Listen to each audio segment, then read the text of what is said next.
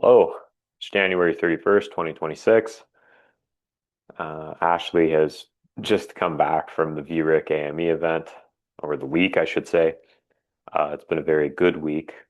Um, so the purpose of this video is really just to get our shareholders caught up, and then to address a few recurring questions that I got at the conference, um, so our audience can be, you know, fully aligned with the outlook, the significance of recent transactions, and the importance of the raise that we're currently executing on. Um, so I'm going to touch upon those themes by addressing three topics. The first is, why are patents significant? Second is, are there comparable companies with patents? And third, um, well, what's the significance of the TAC patents? What's the historical work that's been done? And we'll talk a little bit about depth projections, which is something that was brought up on numerous occasions during my meetings in Vancouver. So I might not go in order. This is just me talking freehand. I don't have notes. Um, and, as you may have seen at the start of the video, forward-looking statements apply. So let's start with, why are patents significant? So patented ground is basically a special type of property ownership that originated during the Dominion. So a different time in Canada. And it was very common to see property owners convert claims into patents for the purpose of putting things like a cabin on a nice lake, or to own part of the lake and then have a cabin on, a slice of property. Um, so that was very common during the time period. But a lot of mining companies did patented ground where they saw excellent potential for resources, um, where there were good grades on surface, and something of geological significance. And we see that, throughout northwestern Ontario. Patents are, very prevalent on the MLAS. Um, and quite often it is a company that owns the patented ground. And trying to transact on a patent with an owner is typically very challenging. And, it's very rare to acquire ownership into a public company the way Ashley did and for the price that Ashley got.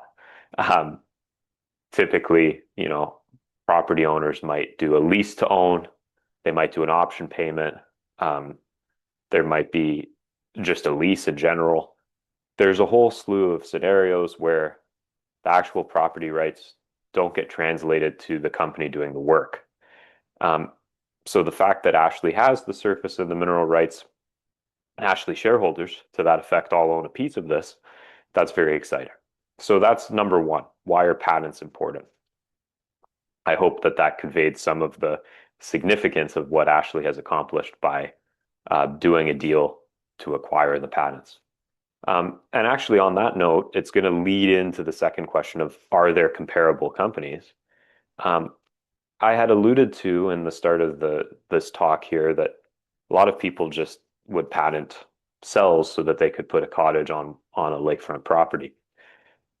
And that's common in northwestern Ontario. You still see a lot of patents, sort of all over lakes and stuff like that. The significance of patents is the correlation with geological history and that specific ownership title. So in the case of the TAC patents, because there's, good gold grades over significant widths, the combination of it being a patent with those gold grades makes it very attractive. And it's quite rare to have those two together, not held by a major or, an already public company that would not look at selling those rights. So that's what makes our patents very significant. And, I gave you some background on why patented ground is also very rare and hard to come by. Let's talk about comparables. I follow the Canadian markets almost exclusively, so I can only really name Canadian companies. There might be Australian ones that are active in Canada that have patented ground. I'm just not aware of them. I don't follow the ASX. Two companies in recent memory that both had patented claims would be Kessel Run Resources, which was recently acquired. It was a merger between Kessel Run and their neighbor. They're working the Moss Lake gold deposit, sort of just northwest of the Thunder Bay city. And then actually Anglo Ashanti came in for just under 10% of that company last week. So big big consolidation in that region, and I believe they were called the Huronian patents.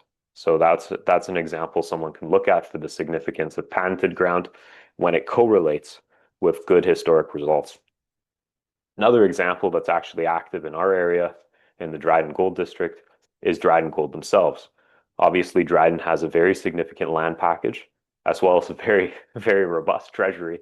But the Dryden area also has the Ken West patents, which I believe, but I'm not sure. I think Dryden was drilling on those patents recently. So again, the combination of that particular property right with historic gold results is quite lucrative. And one of the only other players in the area now that has a patent that has not seen large scale drilling is Ashley Gold Corp. So we've covered one, why are patents important? We've covered two. We've looked at two historic or recent example historic comparables, Kessel Run and Dryden Gold. And then number three, a question that I've had a lot from brokerages at least, is we sort of know the strike and we know that it can be potentially expanded on either side and infilled.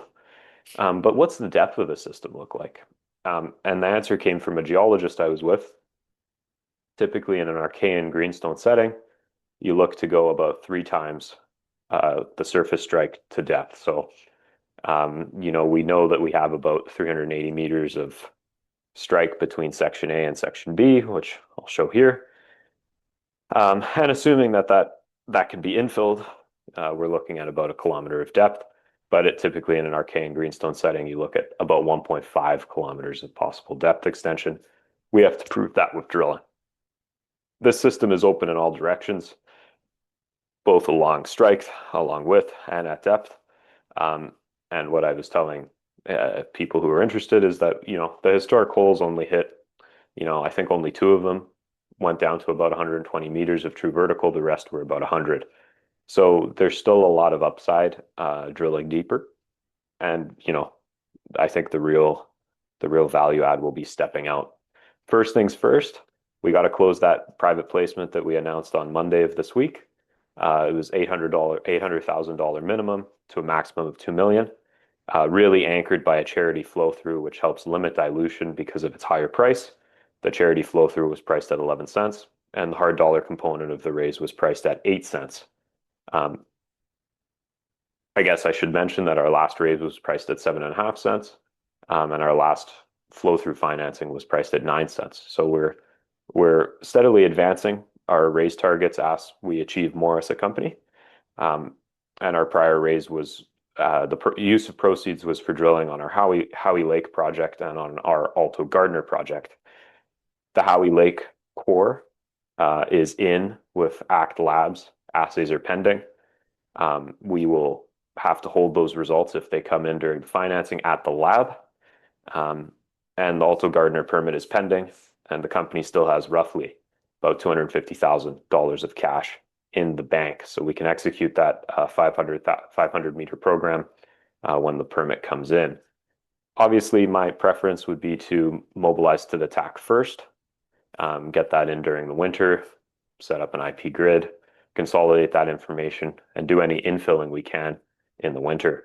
So, a lot of moving parts to this story, but it is very likely that we'll have one drill program on the TAC, sort of in late February, early March, followed by a spring or even early summer campaign on the Alto Gardner with a smaller meterage and more exploratory in nature, obviously pending permit. So there's a lot to look forward to at Ashley Gold Corp. And anyone who knows me or has followed the story since I've been involved, I like to have multiple catalysts running at once. And that's how we generate a lot of excitement in the market. You can look at the example of the run-up in fall of 2025 when we had, I believe, 3 back-to-back ground programs executed in short succession. That got the market excited. There's really not much of a difference here in terms of what we're doing, but this time we're doing diamond drilling, and we're going to be active across 2 properties within Q2 and Q3 of this year. So I look forward to providing updates on that. And I think if you haven't been following the region in general, it would be wise to keep Next Gold on your radar. They're launching a 25,000 meter infill campaign, and that's Ashley Gold's neighbor, just south of us, south of the Ashley Burnt Hut claims and the recently acquired TAC Panels. So a lot of drilling occurring in the neighborhood, and it's going to be great if we could fill to the maximum and execute 4,000 meters. That's our mandate as an exploration company. We're here to do exploration work, and we're here to do it on properties with scale and grade, and the TAC patents fit that. So I look forward to providing more updates as they become available. And I'll leave some historic references in the footnotes here because there's a lot of information on this land package. And I think if you're following the story already, very worthy of a read. And if you're, doing some research and not yet part of the story, I'd still really recommend them. They're an amazing read, and they give you sort of a sense of what we're working with at Ashley Gold Corp. Thank you for your time. Have a great weekend.